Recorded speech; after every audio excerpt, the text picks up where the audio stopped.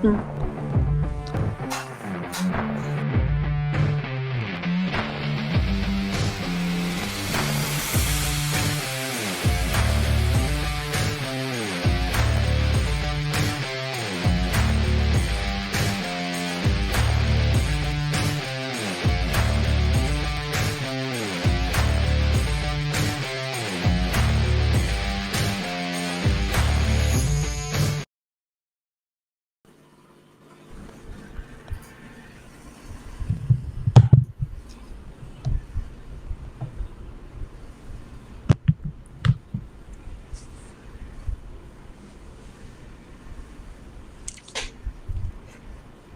evening, everyone. Are we live yet? Hello! Hi. Welcome. My name is Serene. And this is Grace. Welcome. And thank you for Hi, joining us Cynthia. on Friday Night Live on True Crime CoffeeTalk. Okay, we're gonna wait for a few more people to come in before we start the show properly. Yeah. How was your week? How's everybody doing?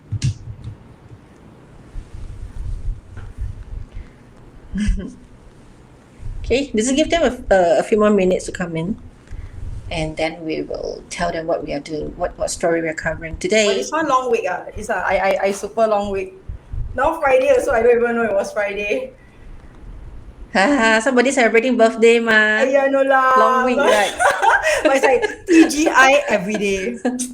Everyone was like, oh, my mom was like TGIF. I'm like, TGI every day. Same. Hi, Jessie. Hi, Penny. Hi. Here are Jessie and Penny joining us. Hi, Tatia. Okay, we just wait a few more. We will start the show in about another 5 minutes or so, just waiting for a few more people to join us. So say hi. We can say hi to you. Oh, I see a lot of heart shape. Hi, SL. Thanks for joining us. Yo, Ivan. Hello, our brother. Oh, Marana. Hey. Hi. Okay, we have like 10 people. Just a few more minutes, okay?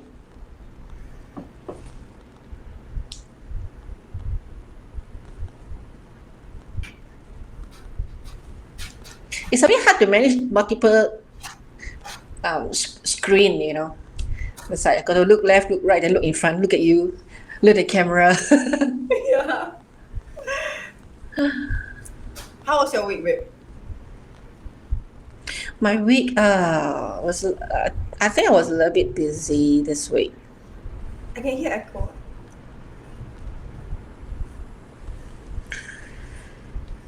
Okay. How's Yeah, your... so there's a lot of it's okay. I got a lot of running around, doing stuff. Then this week I try to cook a bit more for him. Nice. But show me how, it's Sonia. Huh? Okay, I think we have like what's the time now? 9:06. 4 more minutes. I will start the show in 4 minutes time. 9:10 will start. Just wait for a few more people to come in. I can hear echo. So I see a lot of people online right now, right? How many of you are actually true crime junkie?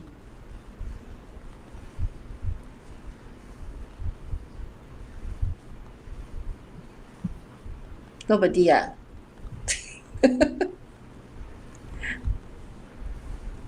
I think you have echo, like some sounds. Yeah, mine also.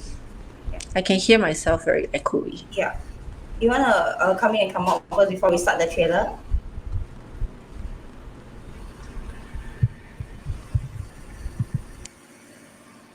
Sorry guys, tech problem. As usual when girls handle stuff, you know.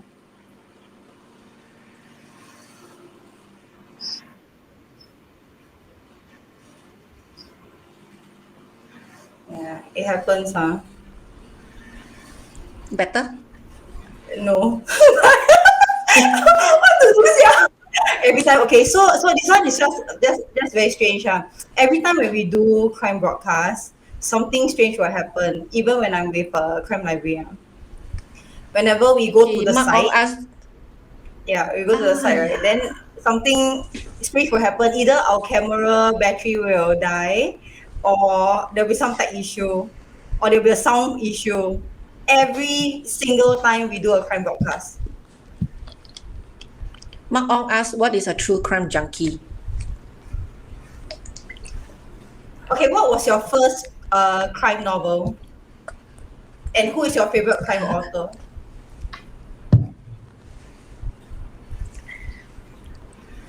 I read true crimes, like 不是那种 fiction 的 Okay, so you're more of the Oh, but when I was mainstream young, news crime lah.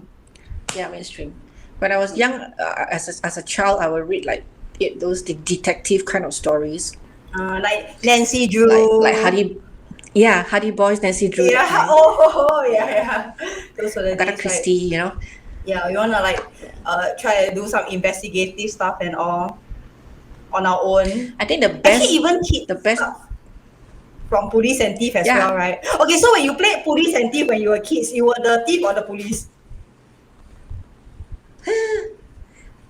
I think I was the police, most of the Ah, time. I always choose the thief, because it's easier to tell. I like to than chase after people.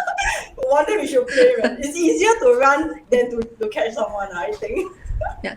Eugene say, I read the newspaper for crime gossip. When I was a kid, I read Wan Pao. I know Wan Pao every day have this kind of gossipy news. And they always have like very huge caption and all that. So I think when I was a child, that was my very first chance to read about real crimes. I'm like what I said last week, right, when I was growing up. At that time, one of the few biggest cases would be like, of course, Adrian Lee was one of them. The human curry was one of them. That's all I can remember. Then subsequently, when I grow up, it will be other stuff. Cynthia said 999 cases. Love all the stories there. Huh? You mean the James Lai and Wong Li Lin, that one? Or Crime Watch?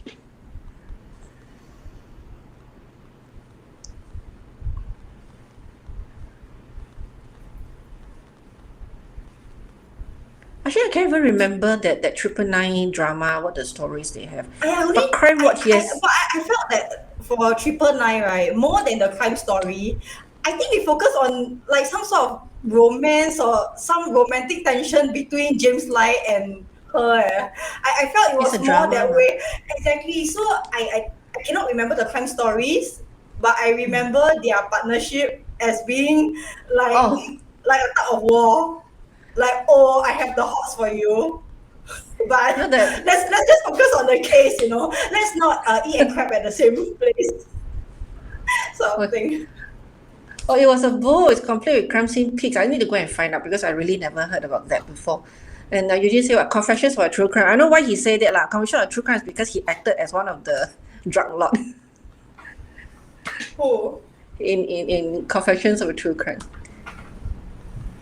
Okay, I think we are about time to actually go into the show proper. So, Serene, maybe you want to share with us what story we are doing today.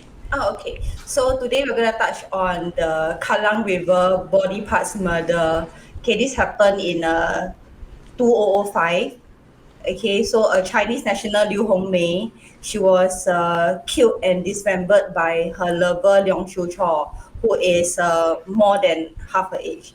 So yeah, they were working the same company, and we assume this is a love and money crime, because at the end he admitted that it was because he stole her money, therefore he need to silence her.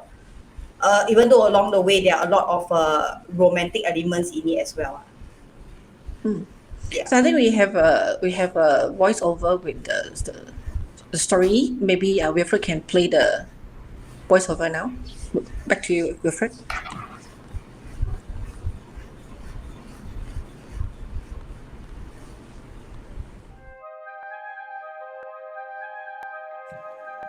In June 2005, 22-year-old Liu Hongmei was murdered and dismembered by her 50-year-old lover Leong Chiu Cho. Her body parts disposed in the Kallang River and other locations in Singapore. Liu Hongmei came to Singapore from Changchun, China in 2003. She was very optimistic about life and wanted to work hard to help her family back there. Her colleagues would describe her as a very cheerful person, and she was very well liked even though she came from a faraway place. On the morning of 16 June 2005, Liu's severed body parts were found on the banks of the Kallang River. Forensics managed to extract fingerprints from the upper torso, and the police headed to her workplace and interviewed Liu's colleagues. They spoke about her relationship with Leong Siu Cho. Leong was a 50-year-old man married with 3 children. He was described as a loving father and husband to his family and was well known as a gentle and non-violent man. He was also Liu Hongmei's supervisor and twice her age. In mid-2004, the two began an affair. They were together for a year before he killed her on 15 June 2005. That morning, Liu went over to Leong's house at Kallang Lorong 3. He claimed that they have a love pact and wanted to die together. Leong claimed that Liu willingly allowed him to strangle her first to show her sincerity. He backed out of killing himself when he saw her deadly bluish face. Knowing that his daughter was coming home later, he had to rid the body quickly. He chopped up the body into 7 parts and packed them into boxes and plastic bags, disposing them at Kallang and Singapore River. During Leong's trial, he confessed that he killed Liu because he stole her money, and not the initial claims of a failed love pact as the motivation of the murder. Leong Siu Cho was hanged on 30th November 2007.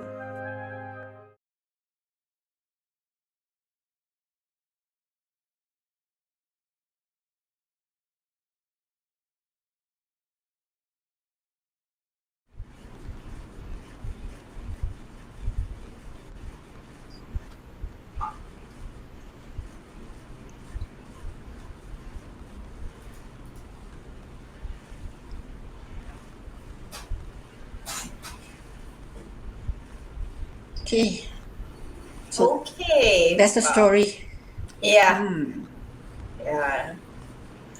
You know, it takes a lot to chop up a body because there's a lot of blood, right? So in murder cases like this, right? Yeah.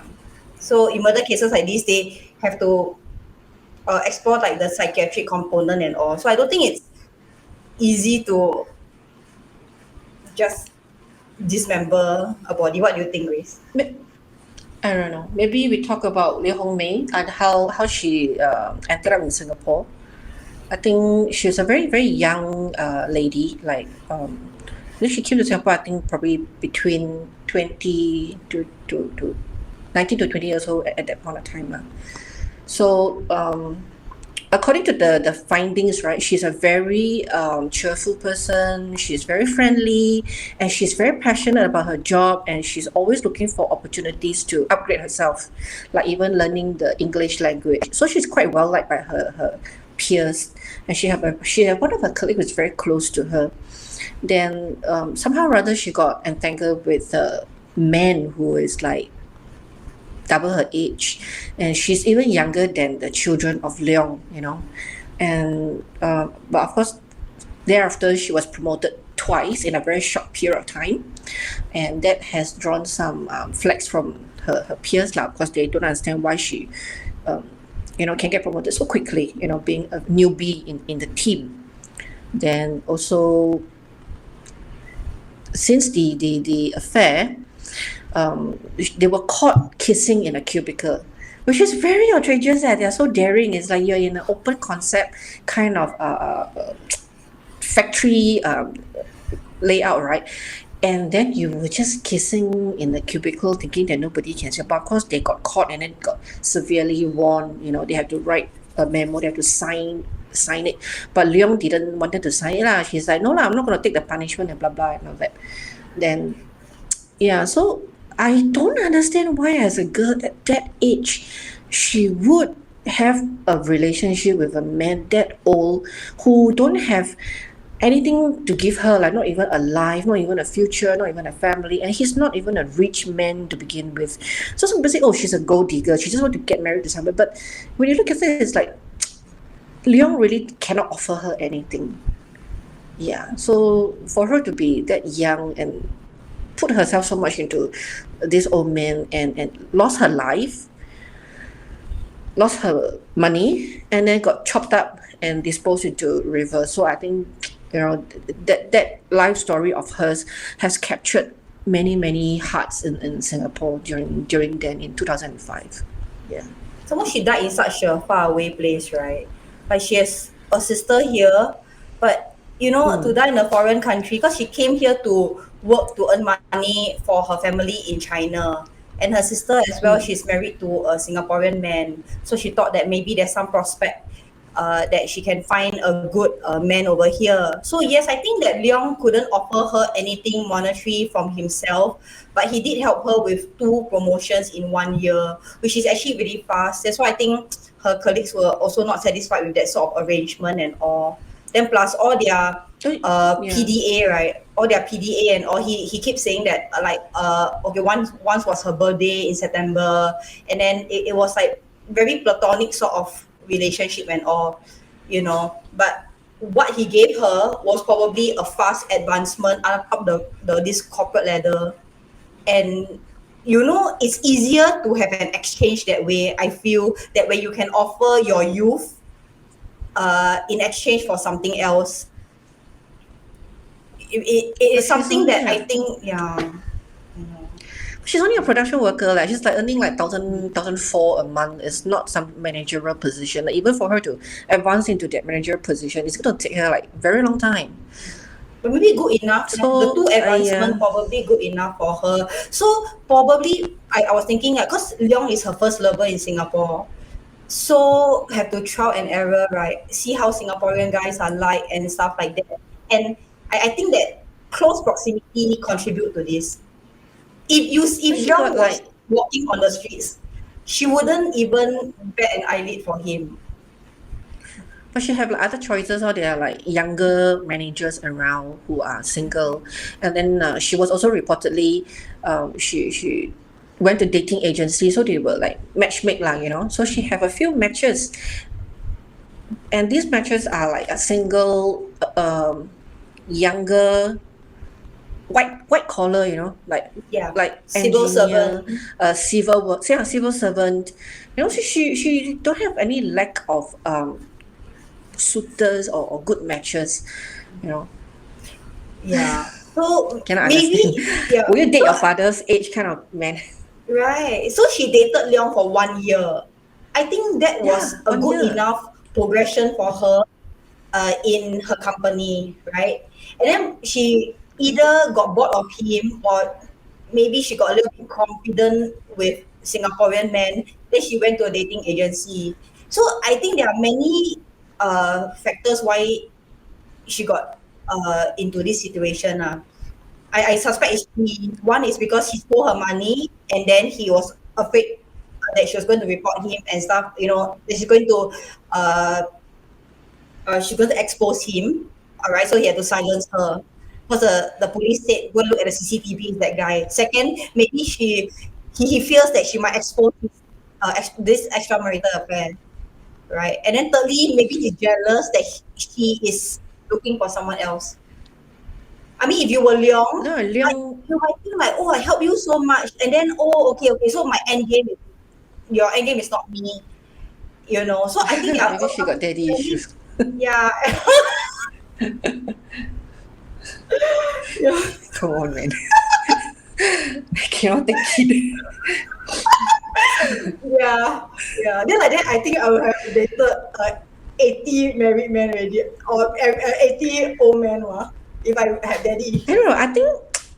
I think Leong was married, right, with 3 grown-up kids. So his kids are like in the university already, you know, and then his wife is like also like bring the kids out for holiday and all that kind. So they are a very comfortable life. At not don't require money, but they also not lack of money. They're just nice, comfortable. Then for him to hook up with someone who is so much younger, I guess it gives him a lot of adrenaline, because you, I mean, like, not handsome, nothing, right? But then you have a young girl who's like, well, head over heels over you. Then, yeah, why not, right? You just, of course, you'll go into it, and it lasted for a year. I suppose somewhere along the line, like what you said, maybe he was jealous because she is going to dating agencies and all that. But of course, this one hasn't laid out. Like, he never really said much about it. Then he also said he took his ATM card and withdraw the money is because he wanted to prank her, and he also claimed that he has returned her the money, but there was no evidence, no trail to substantiate that claim that he paid her back. So yeah, maybe out of jealousy he was unhappy with her. Then he's trying to like catch her attention by doing a lot of things and all that. So by asking her to go to his house, he probably want to say something to her, persuade her something. But because she's already dead, right? Whatever he say, a love pact lah, whatever lah, is he say ma, nobody can verify. So there was one thing that I think he feels happy killing her or silencing her, and that is very thrilling. And there was that was shown during the trial. When in court they gave him a towel and asked him to demonstrate how did he kill her. Of course, like, he broke down, he cried when he saw the towel lah, but after that he did take the towel and then he demonstrated how he strangled her. And while he was demonstrating, he had this cynical smile on his face. It's like, Yeah. it's very creepy. Yeah, it's like, It's very is it you're thrilling, happy that, right? Yeah. yes, it's like you're happy that you kill your lover. But You're not even like, I think no one else saw the smile but Subhas. Because it's Subhas no, who not Subhas. No, Subhas it was wrote a it in. journalist. No, Yeah, it was a journalist who I saw heard from that. Sunil, Subhas' nephew, right? He said that it was Subhas who penned in his book that he saw that smile on Leong's face. I I think don't know, Subhas I also don't really mean, trust him, leh, I feel. You could think Subhas be, really trusts him? could be, I think I think in a way he knows, but then because he's the defense lawyer, so he have to do his best, right? yeah, true, true. But I think it But takes you a just lot to said, kill actually, someone. that is true. I think for a man to murder someone else is probably out of jealousy and not about the money. He probably feels she's moving on from him to someone else. Usually, if you look at the other cases, it's crime of passion that will lead to such reaction. What the murderer face like Wang Lei? What's this? I think that's why it comes back to like killing someone is one thing, but to decapitate the person, to dismember the person with so much blood, I think he could be a bit mentally unsound. There's this police guy, the policeman, when he went to the toilet, right, and then he saw how clean Leong Su Chua cleaned up the whole bathroom. He himself also say that it's too clean already. Even a But then common he still, bathroom cannot be so clean. That is why he went to investigate further, and then he saw the blood. So that drop of blood. Okay, so what happened was, um, when Leong wanted to cut up her body, he cut a vertical first, and then vertical he cannot cut through so he cut horizontal. Then he cut horizontal, all the entrails fell out. Then because the entrails fell out, he went grab the entrails and throw them in the toilet bowl to flush. And then the spot of blood went behind the toilet bowl, and then it incriminated him. But when the police went in, they say too clean. That's why they did more forensic checks. Because if they left it, he probably would have done more. But it's him only. Even his colleagues say, they went to interview one of his colleagues. He said, I'm not surprised. Her murder was committed by Leong. I would lean towards that direction, because I don't see any reason why the girl at that age will come and tell him that, hey, I want to die for you lah. Just kill me first lah. It's so far-fetched and so difficult to I mean, if she want to die, she probably will hang herself lah, because it makes it more sense and more logical that way. I had a ex-colleague. Again, my ex-colleague, her name was also Grace, and she was much younger than I was lah. So she had a relationship with a married man. Okay, so there's a lot of turmoil going through her, and so one day she couldn't take it and she hanged herself. And I think that leaning that way, it makes more sense that when you're in a relationship and you can't get out, and you can't get out of that depression, then you end your life because you want to stop the pain.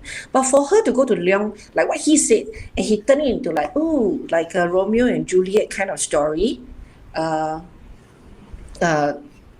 kill me first, you know, I want to prove you my sincerity. 杀了我吧. It's very hard to believe. Yeah. I don't know, even if I'm talking about it right now, right? I can feel my hair standing up. Right? It's like, I no, know. then you strangle her, then you go and chop her into 7 parts. You still have like systematically go and clean up everything, pack her up and drop her at different location because you don't want her to be found. The intention was there. He doesn't want her to be found. But they also say that so they also skew to both sides that it could also be a bit consensual or it could be sudden. Because if you use your hands to strangle someone, there will be bruises because of the finger, right? And then if you use like a rope, there'll be like the ligation marks and stuff, The right? marks. Yeah. Yeah. Then if you use a towel, because it's very broad and the towel is soft, so there won't be any injuries. And then there were no injuries on her. So at first the police were like, there are no injuries on her. So could she be unconscious? Drugs, alcohol, means she was knocked out. Then it was easier to strangle her without her resisting, right? Because your normal reflexes, like you resist and then you probably sustain other injuries apart from the towel one. But no injuries on her. The main injuries was just her dismemberment, right? Then at first Yeah. the police so they actually bought his story about the love pact first. But after that, when they Listen, did there's no the demonstration, right? Then they saw that okay, it could because okay, so if you strangle someone from the front with the towel, there is no leverage. When you tighten the towel, there's no leverage. So you have to push it through the back and do this, right? So it's either Yeah. it was very sudden, or she actually let him do it. Ah, I don't know, dude. Like, because there's no other visible yeah, and there's injuries no injury on on her her body neck. when they She found did her. not struggle. She did not Nothing. resist. And the test results for all her toxicology and stuff, right, is all negative. So I And mean, also the room also no signs of violence in yeah, the bedroom. correct. And then I read The one only of the violence police. part was him chopping her up. Yeah. I read one of the police report, okay. So they say violence often follows an escalation pathway. Okay, so violence occurs from the interaction between the person, the environment, his adversities, and present circumstances. So if there is no signs of struggle and all, was there really violence involved? Yeah, okay. So a part of me also sort of think that maybe she lost her money, she's gonna lose him, and then she'll just die. I don't know, man. I don't know. Okay. But a murderer is still a murderer. A murderer is still a murderer. No matter how he freaked out after he killed her, he still killed her. Lah. So at the end, he's still incriminated Yes. for that. But Yes. are they really star-crossed? Or did she cross him? I don't know. I think when I was 21, 22, right? I because I'm also not local, right? I'm from Malaysia. So I was working back then and I was very hardworking at my job. I can work like 16, 18 hours a day and I will have no complaints and I'm happy working. Yeah. And at that age, I think I am also somebody who is very emotionally driven with the relationships and all that. So anything will affect me very deeply or give me an impact that I probably couldn't manage at that age lah. But even though also I don't think I will end my life, whether be it myself or getting somebody else to do it. So yeah, so that part I'm still 50-50. Maybe she suggested because of the police case that she doesn't want to implicate him. Maybe that's why the whole conversation comes about whereby why not we just die lah? Maybe lah, I don't know, maybe, you know, it could be, you know, there could be a possibility. But then he chicken out ma, he killed her already, then he just like, oh no, I cannot die. Cannot die, never mind, you chop her up leh. Dude, you think she's what? This is ridiculous. I mean, after all, they die lah. They both did die lah. Both of them become Romeo and Juliet lah. But in the way that, you know, it's just, it's not acceptable, man. It's socially not acceptable. Yeah. Correct. Yeah. So we go back to the audience. Yeah. Okay. Let me see. Let me just read. Alan said, Because I tell no openings for butchery job. If have vacancy, they won't have been this murder. Who say don't have butchery job? Got lah, but they butcher the dead animals. Okay. Then Mei Lin Lu say Caesarean, you sounded like one pro butcher. Holy cow! What is the nationality of the disease? Okay, so she's a PRC. Angie, sis, there's really a brand called the Vegetarian Butcher. Maybe I should eat that and endorse them. Yeah, so the whole thing is very bizarre because he did it in his own home, in his own master bedroom. I don't understand what was his thought process back then when he was doing it, because it seems to me it was a bit systematic and it was a bit calm. He calmly kill her, chop her up, clean up, pack her back into plastic bag and boxes, take his son's bicycle, cycle, throw away this, throw away that, take taxi. And so he's like quite thought out the plan, how he want to do it. Is it? Yeah, it's very organized. For somebody who has never killed anybody before. Yeah, so he knows like I'm going to dispose the upper torso here, I'll dispose the lower torso there, and then the hand feet easier to wrap and then can throw here, less visible to the public. And then her accessories and her stuff he threw at Ang Mo Kio. I mean, he planned the whole route, And then he went, after he killed her, he went to work. He went to work. He got to work to punch card, He went then to people work. ask, where is Hong Mei? He worked the whole night. Yeah. So morning 9 o'clock, he had that fight with her. He killed her, chopped her up, wrapped her body, disposed of it, and went to work. Like it's just like, I'm boss man, I do this every day. Cannot lah. Something up here. So maybe he already plugged already. And then she triggered the. Actually, he had some kind of an anger towards her.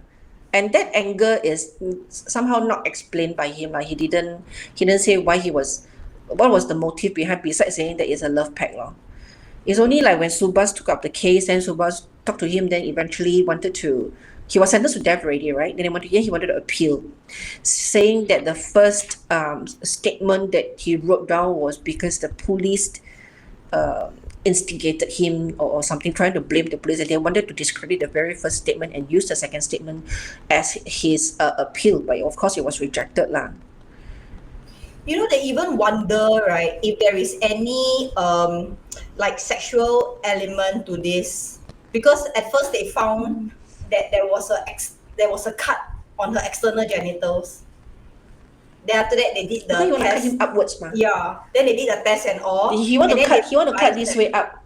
He want to cut this way up. So if it was a hate crime, then he will like maybe cut the chest, remove the private area so that he feel that he's in control, because now she cannot resist, she's dead, ma.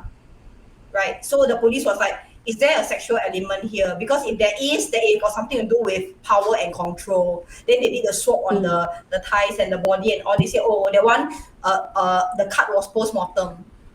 It was not like before she died, then he wanted to torture her and all. Yeah. But there's also two different sides, sides in this dismemberment. One is the offensive and one is the defensive. So the defensive one is the more practical one. You want to protect yourself, there is no emotion tagged to it.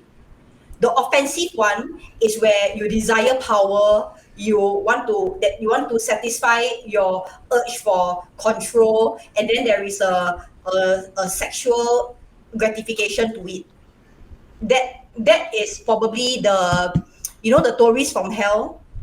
What was his name? Sorry, give me a second. Yeah. The tourist from hell. The Ang Mo guy, right? The Ang Mo guy. Wait, give me a second. Yeah. Scripes. So Scripes. Yes. When he came to Singapore, he shared the room with George, the guy that he dismembered. He stole the money, but I think he killed for pleasure, because during the trial he said that George was advancing on him in a sexual way, so he killed him. But no, after that when he went to Phuket, he also killed a mother and son. Yes. right? So he's then he's also a butcher. He was a butcher at this prison that he went to before. So he's a profession. He knows how to professionally, you know, cut someone up, cut meat lah. Yes. You know. He can cut a body So I cleanly think that one and easily. yeah, that one is the offensive one. He did it because he knows he can, and he can do clean cuts, and he will not. He's not anxious about it. He probably got used to it, seeing the meat. But he's also a person with a long string of past with crimes lah. He was in and out of prison. He also, when he was out on parole, he ran away a couple of times. I think his mother, there was once his mother went to the prison and said, please do not let him out. If you let him out, something's gonna happen. But yeah, he's very good. Like, he just keep running away. He run away. He take his passport. He change name. You know, they can do that in European countries. You can easily change your name. Or he kill somebody. He take the passport. He put his photo inside. And there's another 3 more person that supposedly killed by him, but wasn't verified at all. So he is being a serial killer and besides the thrill, besides he knows that he can do it, it's his way of life already. It becomes so easy. It's like, no money, kill somebody, take his identity, take his money, I'll carry on until I find another victim. But for Leong, it's going to be very different. Leong is more on the passion side. Yeah. And I won't be surprised if Liu actually went to him to discuss with him. Maybe he wanted to tell her that he stole the money, and then at the same time, maybe she said, okay, if that's the case, then maybe we should break up, we just end it, But he doesn't want her to go. So when she was not noticing, still sitting there talking, probably crying, I don't know, and then he came from behind and strangled her. It could be also, Yeah. But then of course he need to come up with some kind of excuses, why did he kill her? So he come up with a very absurd excuse whereby, I just love Pact, die together, that kind of thing. Oh, I saw her face turn blue, then I don't. If you see her face turn blue, you don't dare to die, you still can chop her up. It don't make sense to me. It's not gruesome, man. It's very gruesome. With all the blood and all the smell, and it's somebody that you supposedly love. Yeah, exactly. How can you even do that? Correct. Yeah, it is true. It's someone you love. It's not a random person like Scraps, right? He's killing strangers. So maybe he doesn't have an emotional attachment to it. But this is someone that you had feelings for and you dated for a year. I mean, some relationship couldn't even go beyond a nightstand. Right, so I think he was correct. I think he was very triggered by her and all. So, but I think his was more of a defensive dismemberment. It was a practical thing. He need to get rid of the body because he has a family as well, and he has a reputation to keep. So he wasn't going on the offensive. He did not kill her for power and all. Yeah. So there are other dismemberment cases in Singapore, like the maid. The two mates where disposed the body at Orchard and all. I think that one is also defensive because they fought for money. And then this was not the first case in Kallang. In 1974, there was another body parts murder there as well. I mean, this lady, she's a textile merchant's wife. She's 50 years old. She was killed by her sister-in-law because of money. And then also chopped into 7 pieces as well and thrown at the Kallang River in 1974. So that was also not the first place lah. Yeah, that one was money. So then money, and then Leong also money love. Yeah, and then the maids also money. So there will always be a reason why they resort to that. I mean, like, killing is one part of it, then the dismemberment and dispose is another part of it. So last week I went to Kallang River, just wanted to go there and have a feel of what vibes can I get from this river. And I've been there many times, but this time is very different. It was drizzling, it was very windy, it was pretty cold.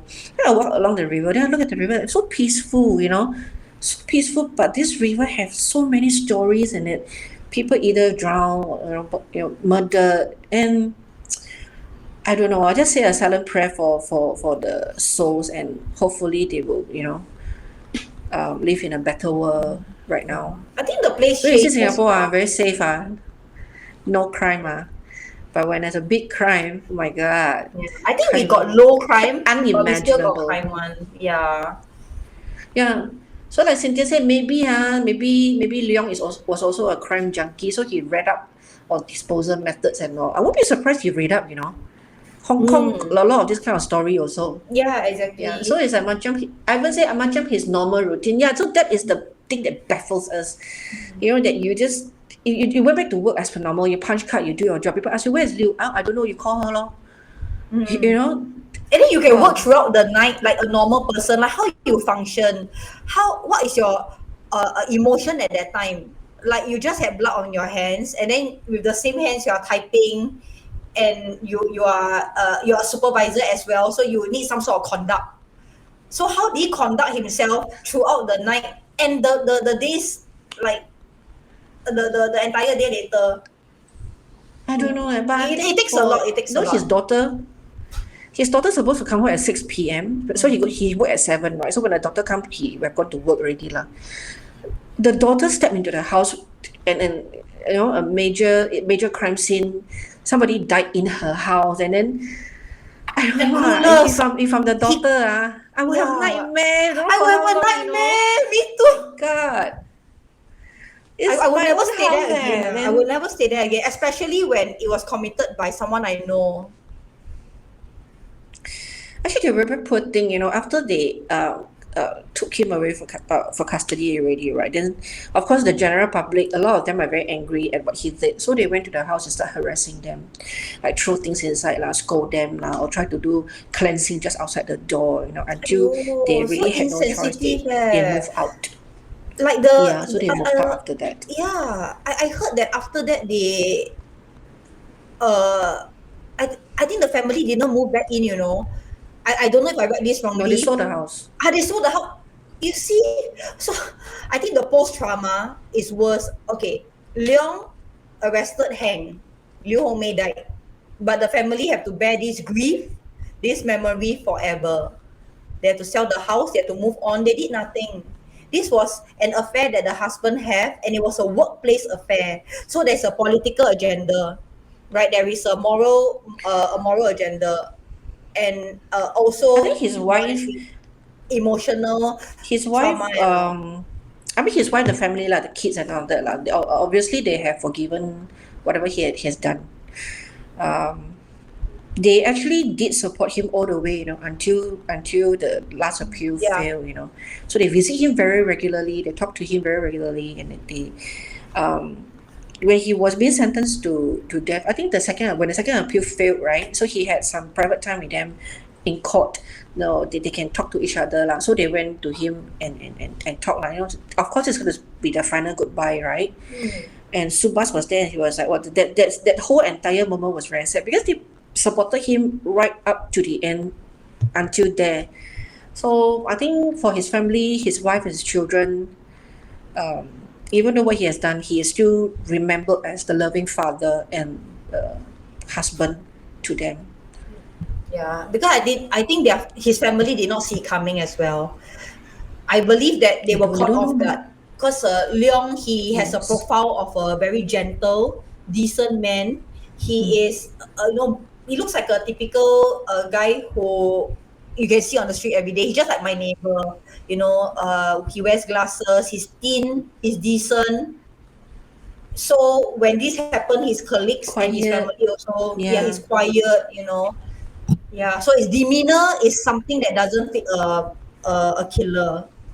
So I think this is a one-off thing for him. It's a one-off thing. So how to decipher what he was thinking at that point of time? What was his state of mind when he wanted to do this, right? So it went back to the 3 points that I mentioned just now. It's either he was going to be exposed, it was about the money, that he was afraid that it will be a police case, or that she wanted to see other men and ditch him. So he felt he was going to lose her. So I think these are the 3 main points that triggered him to kill her. Like you talk about money, he is not short of money. he doesn't even require that couple of $1,000. You know, he's not short of money. He's not in need of money. So, like what he said, you know, he did that.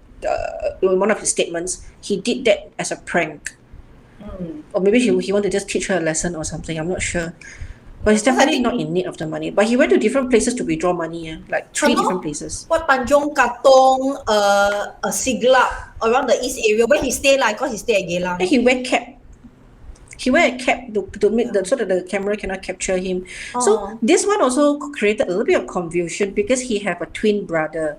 So they thought, was it the twin brother who go and who's involved instead of him, you know? But then the twin brother has an alibi that when the murder was going on, he has an alibi to say that he's not the one who killed lah. He have the 不在场的证据 you know.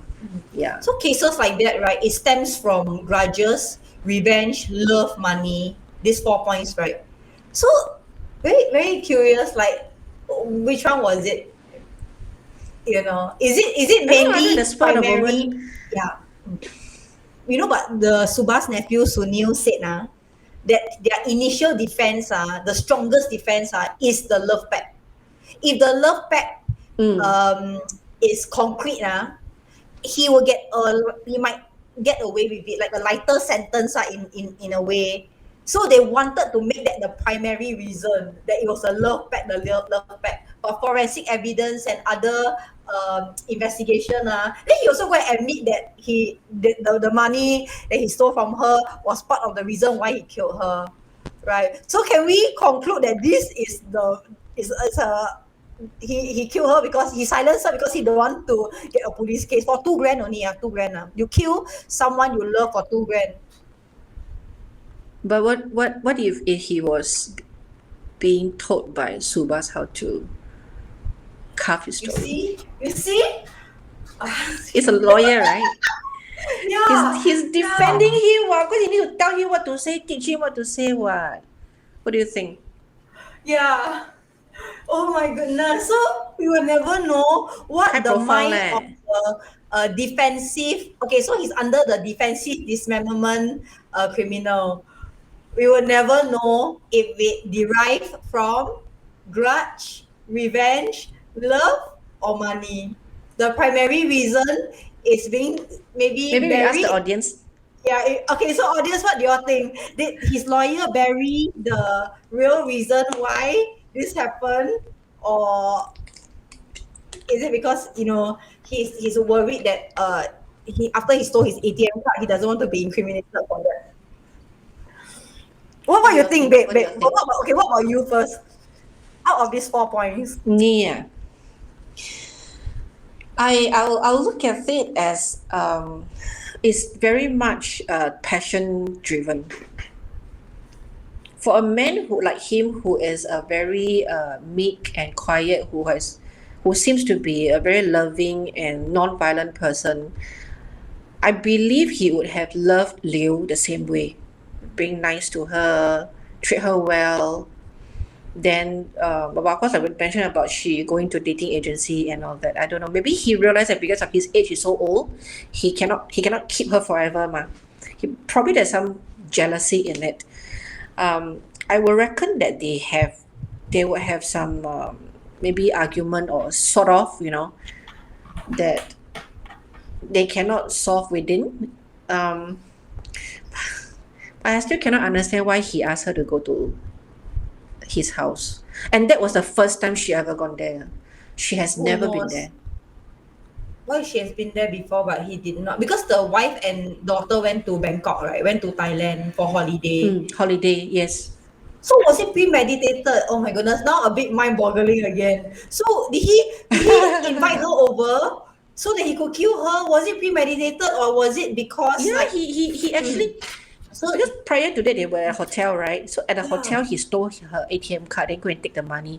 Then next 2 days she found out that she lost her ATM card and the money was missing. And she called the bank and she made a police report. And the police say, oh, you can watch the CCTV to find out who is this person, see whether you can recognize this person. Then she told him, right? She told him, she said, I lost my ATM card. And then the police is advising me to go and see whether I can recognize anybody. Then he said, oh, then you come to my house. That was the reason why she gone to his house. And I would believe that she has never been there because after all, this is an affair, it cannot be like a family friend kind of thing. And your children have different schedules. Sometimes they come back early, sometimes they come back late, and then you work shift. So yes, maybe that was the first time. So I don't know. I have a hunch that maybe it wasn't something that he wanted to do. Maybe he wanted to talk her out. Maybe he wanted to explain to her. Maybe through the explanation, they couldn't come to a conclusion. So in the end, It killed her. So he killed her for And that's the where the story money of or the the love love? pact. Both. I think it's both. And also probably grudge and revenge because she is looking to date other men.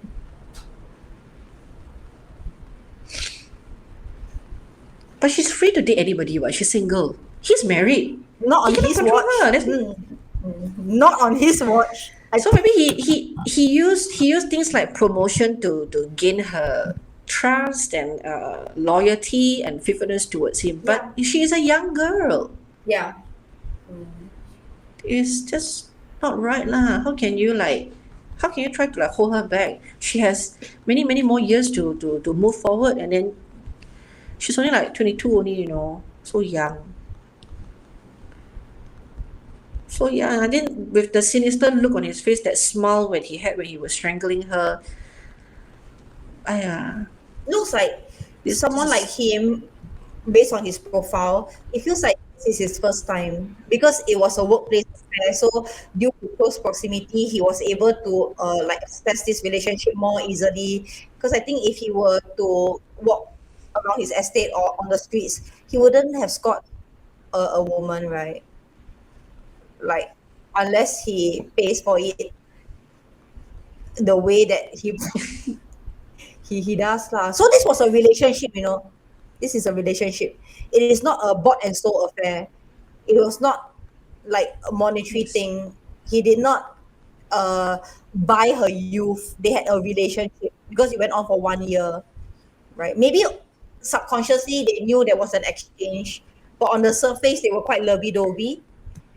For her to put herself out there and be caressed by him at work, and then there is this PDA. It's not good for a girl's reputation as well, right?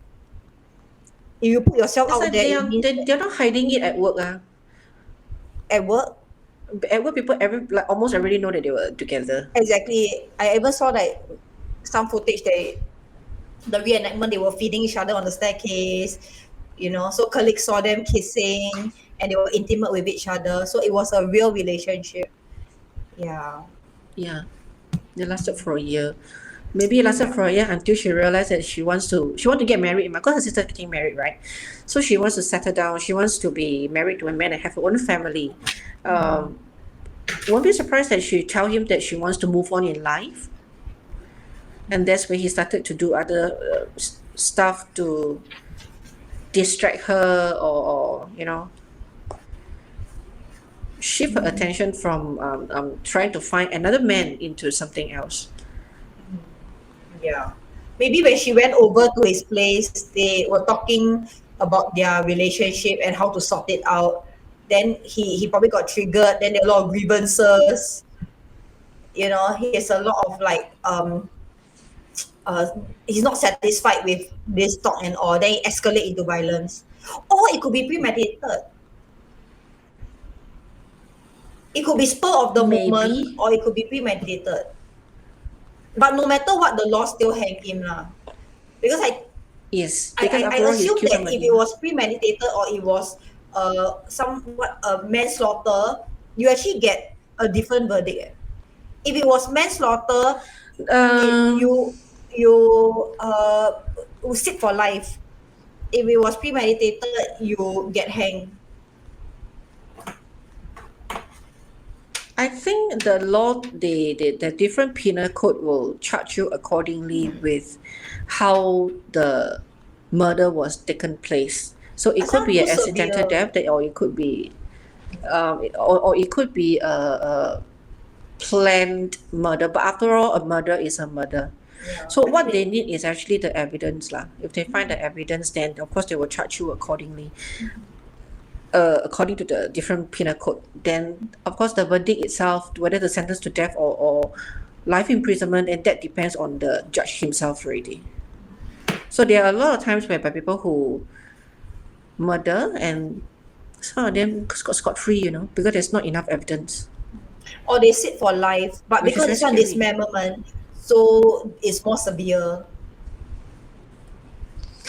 You know the Indian curry one, that story, Yeah, the human curry case. 1984, right?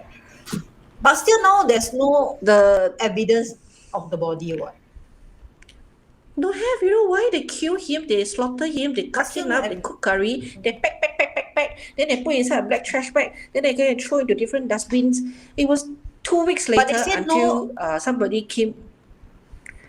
come and say, the informer come and say, hey, you know, actually this person already died, you know, they cook him into curry. But then it's too late already. All the evidence were disposed of already. There's nothing they can find, not even a trace. Yeah. So they But charge, no they body, charge no them like, evidence. there's a trial, no evidence. They were all let go, all scot-free. 6 or 7 of them 6 of them. from the wife's Yeah. family.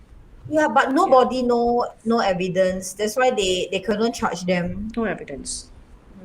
So we have stories like, oh, they even admitted, okay, he was bludgeoned to death. They admitted every single step how they do it, but no evidence. They cannot charge. Can't do anything. It's like then when I read the case, I was like, wow. And some people actually did eat the curry, you know, because it smells good lah. Okay, honestly speaking, curry, who don't like curry? Gross. Oh But then my when they eat the meat, goodness. yeah, when they eat the meat, it's like, hey, this is not chicken, not pork, not beef, not nothing. What is this? It's just weird, soury meat taste. Cannibals. The McNair wrote one as well. What? The husband, he fought with the wife, cut off her head, threw her body in the McNair, that canal. The head cannot be found, and then he zao to India. Until now, cannot find a court case. We will do the story in a few more weeks. That one also another thing. That one is hate. That one is love and hate crime. You know, your own wife that you were together for the longest time, and then you're not even Singaporean. You are a foreign national. You bring your wife here. You know, the least you can do is to protect her and keep her safe. But no, what, he brought her here, fight, then kill her. Yeah. Next time cook curry. Ah. Oh my goodness. Tomorrow I cook chicken curry. Then I think about that guy. Oh, Yeah, so I think every different criminal, they have like really very different thought process. But the thing is, they still have logic, like, you know, after I kill somebody, I need to dispose this body, right? And how they dispose, of course, they have different methods. But it's just very chilling. But this one is very different, Liu Hongmei, because he's very young. You know, it's just that he just literally ended her life at her prime. You know, she's like younger than his youngest child. So maybe really daddy issues. I don't know. 我不敢讲，你要等他去看 find me. Then you can do confession already. Huh? Then you can do confession already.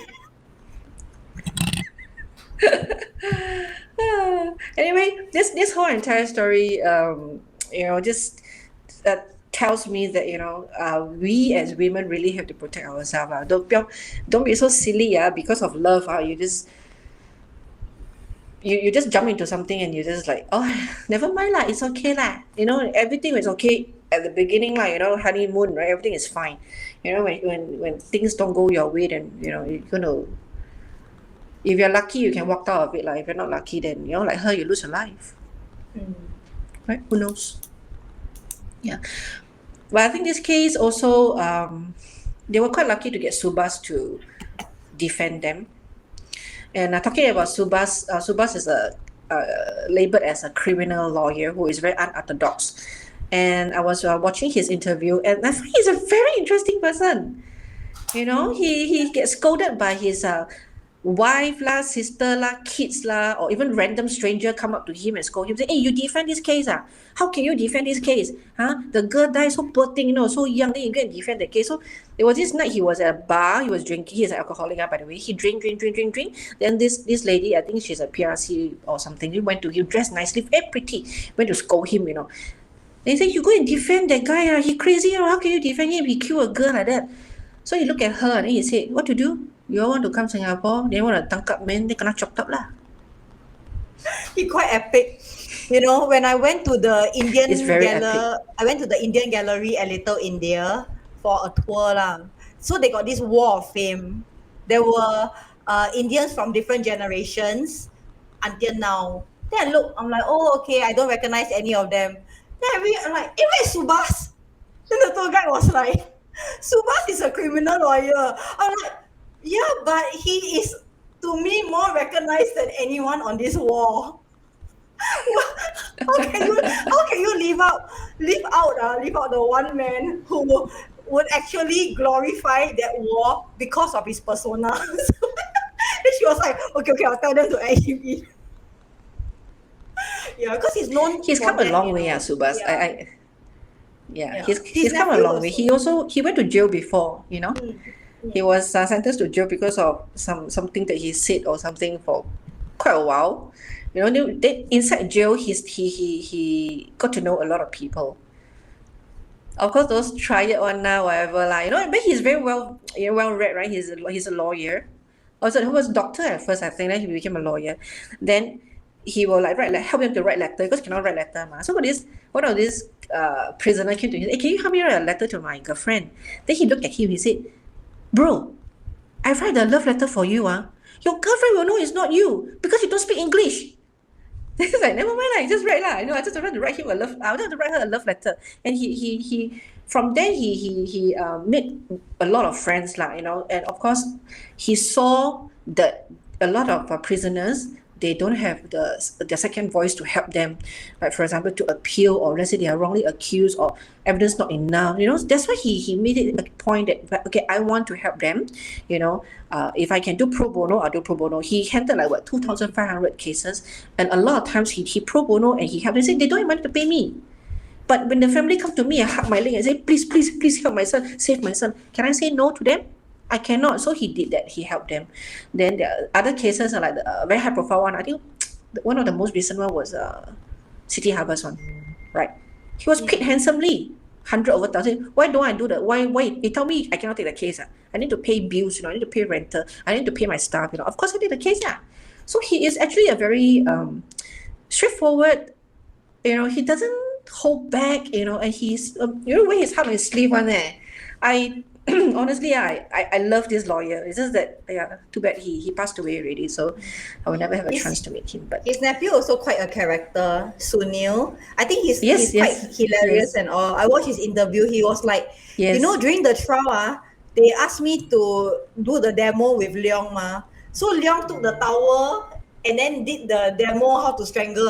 After that, he said, my family, you know, Chinese, right? Then I went home. My mother said, go and wang sui. Then give him the 5 hour, go and shower. And then he was, then after that, his reaction was quite freaked out. He was like, ugh, you know, like that. Like, even he felt he was very young, a pinch of a superstition in it. I mean, Liang Shu-chong, the guy who killed someone and dismembered her body into 7 parts, is right in your face, doing the same thing he would have done to you. I think I cannot go through that. You ask me to 100 swear, so I think that one is like so he's quite a character as well, Sunil. Yeah, he is. Yeah. Anyway, so Leong Shu-cho, he was on death row. Of course, his appeal failed, and before he died, he met Subhas again. For the last time, of course, to thank him for helping him through the cases, and after, and he told.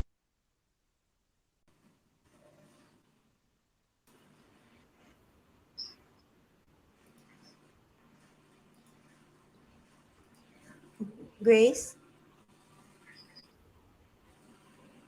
I think she's coming back in. Sorry guys, a bit of tech issue.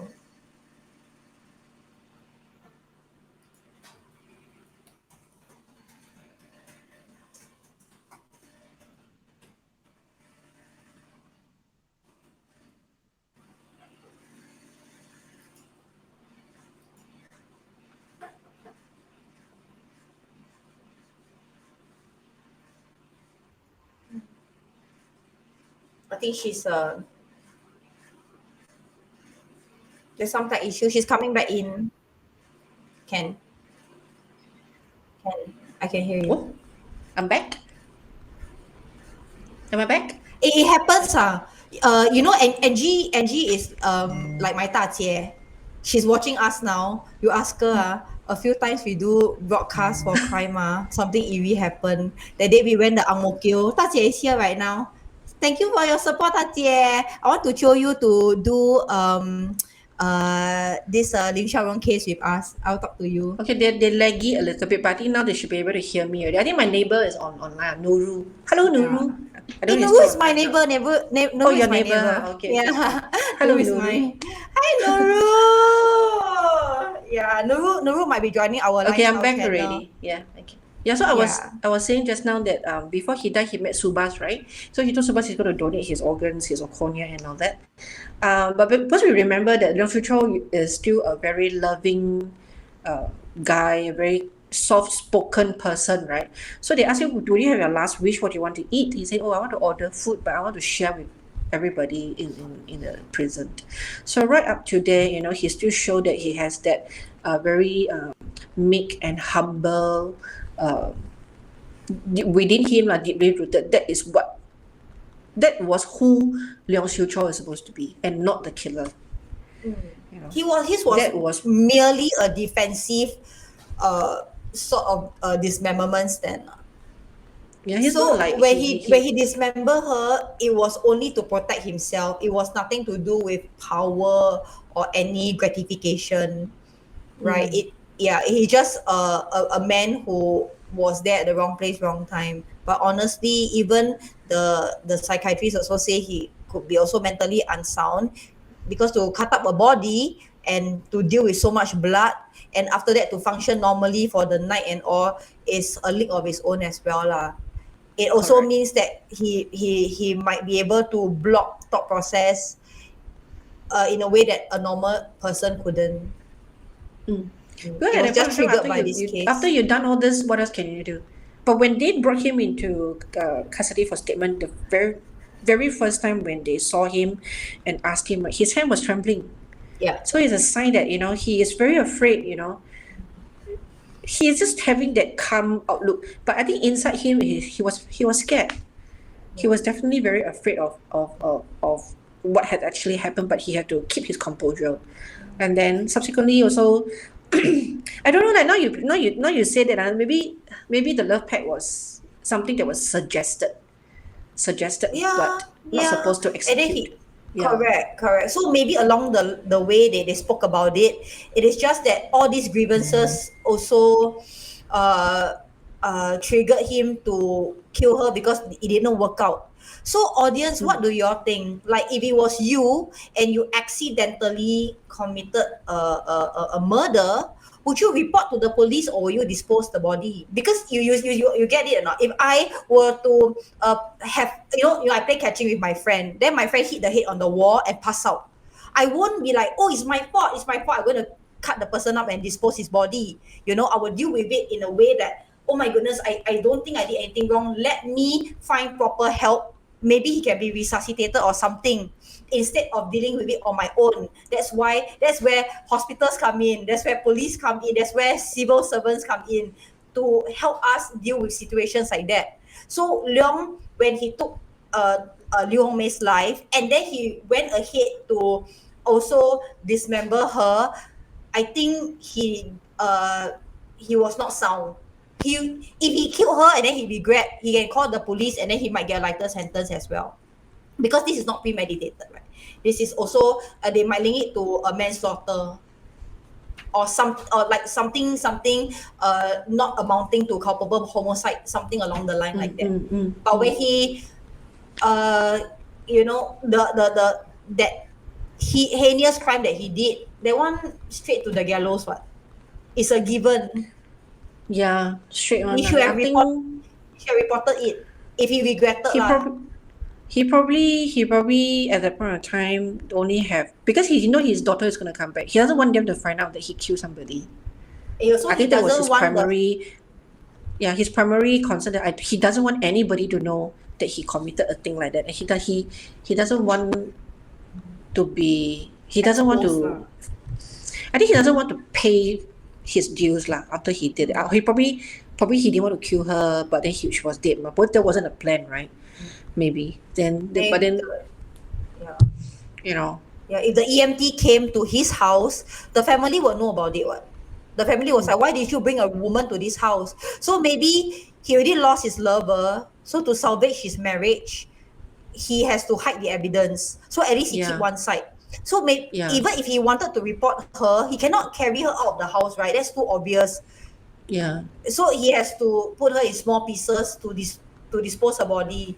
If he was a single man, a bachelor, and this was the girlfriend instead of the mistress, he could have gone through the proper channel. Mm. But if the EMT came and the police came and investigate, then his family will know about it, and then he lose everything, which is So what he had fear lah. Basically, he had a yeah, fear. yeah, right, He's afraid of losing everything overnight. Of right, yeah. the little bit of uh, uh, um, little bit of concern that I have here is probably he didn't really want to kill her, but Hmm. that split second changed everything. It does, it does. Because it's so stupid to ask somebody to come to your house and then you kill her, right? It don't make any sense to me at all. And you are married, and you Your own you can't. house. Yeah, exactly. So you Don't make will be sense. exposed no matter what. Your colleagues already know of this workplace affair, Mm. and then Only the you wife don't know, ma. only the wife don't know. And then you put your this one also not fair because you put your colleague through 1 year of guilt and shame.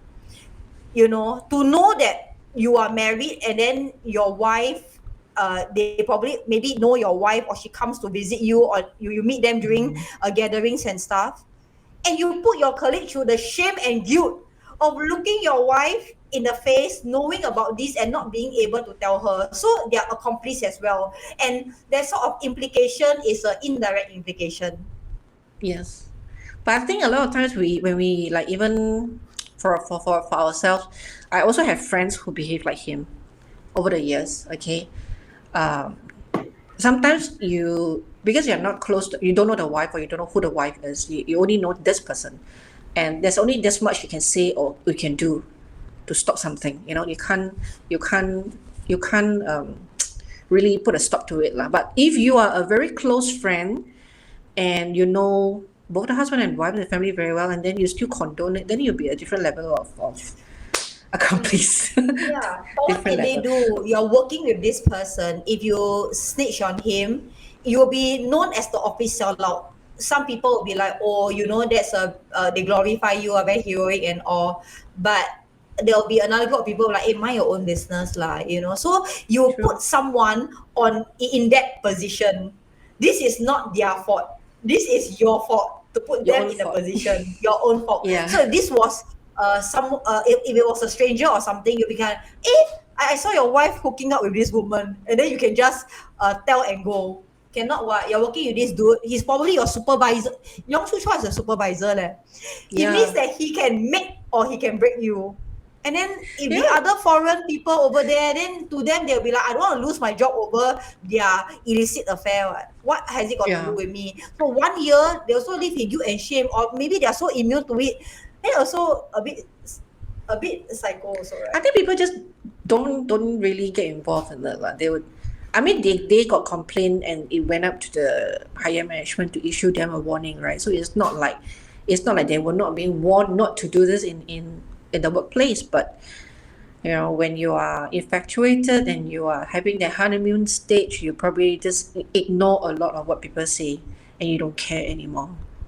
And that was the very start of this whole entire case. So we have a very short video from Dannie from Mindstro again. He will come in to talk to us this time round about adultery, because this whole entire saga is started with adultery and how it transpired to the murder thereafter. So maybe Wilfred, you can play the short clip from Dannie and we see what his advice are.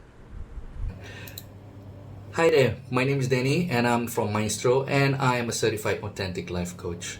Today we'll be sharing how to heal your relationship from infidelity. The topics will be covered accordingly: defining infidelity, why affairs happen, what to consider to do when discovering the affair, and what to consider to do when mending a broken marriage. I may include 10 steps to take note of when trying to mend, just to let you know. Now, few marital difficulties produce as much heartbreak and sorrow as infidelity, which destroys the very core of the union. However, when both spouses or partners are devoted to genuine therapy, most marriages survive and many relationships grow stronger with more closeness. Defining infidelity. Infidelity is not a singular, well defined event, and what constitutes infidelity varies. It varies between partnerships and even between participants in a relationship. Is an emotional relationship without physical contact, for example, considered infidelity? What about connections formed online? Each individual and couple must determine what constitutes infidelity in their marriage or relationship. Why affairs happen? Infidelity may occur in both good and difficult relationships. Infidelity can be caused by a variety of causes, including absence of affection, an imbalance in the relationships giving and take, uh, communication breakdown linked to emotional and interpersonal requirements, medical problems such as persistent pain or impairment, mental health issues such as sadness, anxiety, addiction including sex, love, romance, gambling, drugs, or alcohol addiction. Unresolved marital issues such as a fear of intimacy or a desire to avoid confrontation. Changes in the life cycle such as the transition to parenting or empty nesting, and next periods of stress such as when spouses are separated for extended periods of time. Next, personal unhappiness and low self-esteem might also contribute to adultery. Discovering an affair. Now, the revelation of an affair frequently elicits strong emotions in both couples as well as a sense of loss. The spouse who has been cheated on may experience trauma as a result of the violation of trust and obsess over the specifics of the affair. The partner who committed the adultery may be afraid of being punished indefinitely. It's frequently tough to think clearly enough to make long-term decisions at this time. Now, think about the following. Make no impulsive decisions. Seek professional treatment right away if you believe you might physically harm yourself or someone else. Next, give each other room. The discovery of an affair is usually a scary situation as you try to figure out what has happened. You may find yourself acting strangely or unlike yourself. As you begin the healing process, try to avoid emotionally charged talks. Next, seek assistance, sharing your experience and feelings with trustworthy friends or loved ones who can support, encourage, and walk beside you on your recovery road can be beneficial. People who are judgmental, critical, or prejudiced should be avoided at all times. Some spiritual leaders have training and may be of assistance.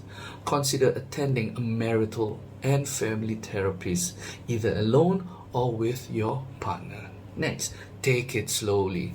Even if you need someone strong to understand what occurred, avoid going into the intimate specifics of the affair at first. Doing so without competent assistance might be dangerous. You know, yeah.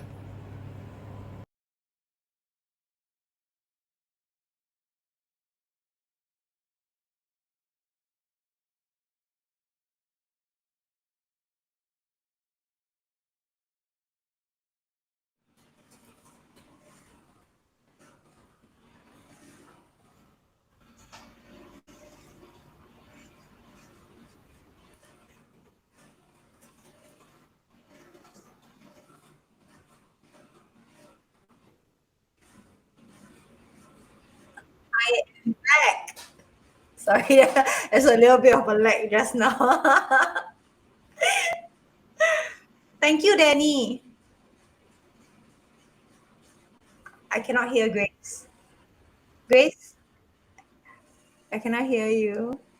It happens, it happens whenever we do crime broadcast. She's coming back. She's coming back, guys. Thank you, Danny, for doing this video for us.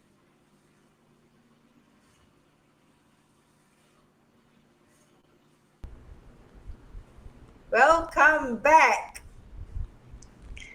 Haven't shown and she wants to every talk. time is mine. I blame this. I tell you, really, seriously.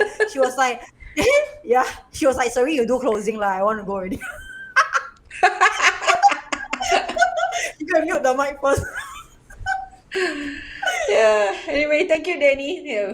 Giving us a lot of pointers. And thank just you now all about how for to like heal. joining us today. You all got any questions? Yeah.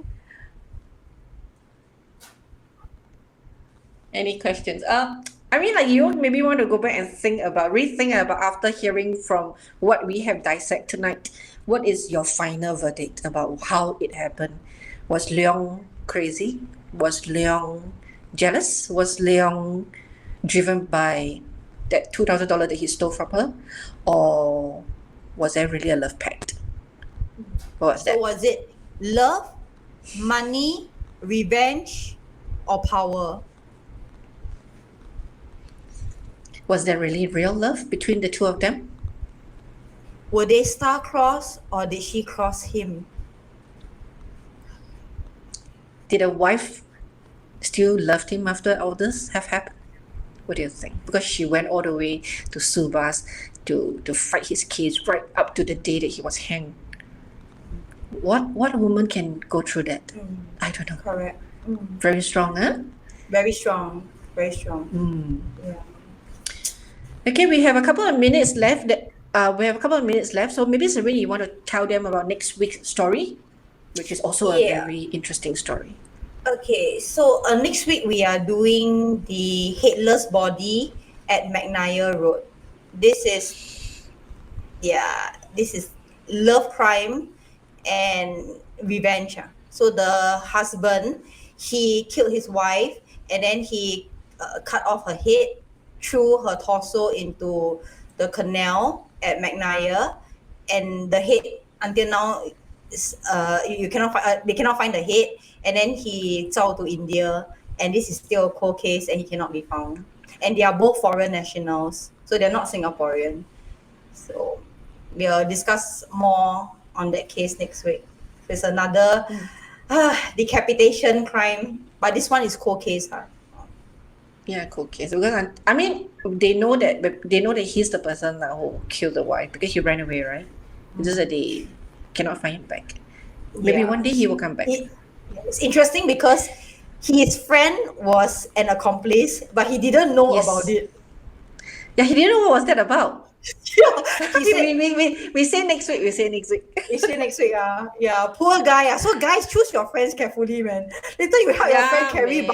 barang, and then Okay, Cynthia, inside the barang. will you ladies be covering Anthony Le's case? I think we will be. Yeah, we will in High this profile. season. Subas So this case. season, yeah. So this season we have 10 episodes. We started our launch on 9/9, and 10 episodes later it will be 11/11.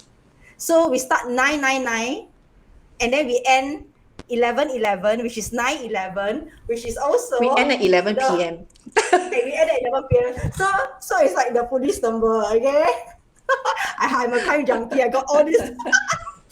Yeah, so I won't tell you all the lineup. I keep you all in suspense. Yeah, Mhm, but it's our going to be final, interesting for sure. yeah, correct. So our final episode will be Leslie Koo, the guy who burned his girlfriend's body, for a few days, and then but for our Halloween special, it will be Darren Ng. You know, The- Leslie the- Koo, that day was doing some random research. He's my Facebook friend, eh.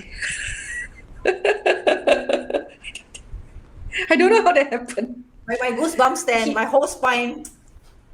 You know, he wished me happy birthday in 2015, and 2016 was the case, right? Oh my I god. was like, God damn it, if I was a rich woman, I could be the person that he killed. Yeah, it could have been you. Then I'll be talking about you. I'll be like, I'll be talking about you, not talking with you. But I mean, okay, what we're trying to say is Singapore is very small, like, we really know people. We're interconnected all the time, and sometimes you don't know the people who are just right next to you, and you just can't judge a book by its cover. But of course, things happen. Nobody wants it. Okay. My takeaway for today: be careful who you date. Correct. Love is not everything. Always protect yourself. Yeah. My takeaway from today is like, don't invest too much, whether it's your youth, your time. Don't give away your power. Don't just put yourself out there too much. You still have to have your own core power first, so you prevent a man from taking it away from you. With that, we thank you for joining us tonight. Thank you for joining us and giving us your Friday here on And we True hope to Crime see you next week. CoffeeTalk. My name is Serene. And I am Grace. Signing off. That.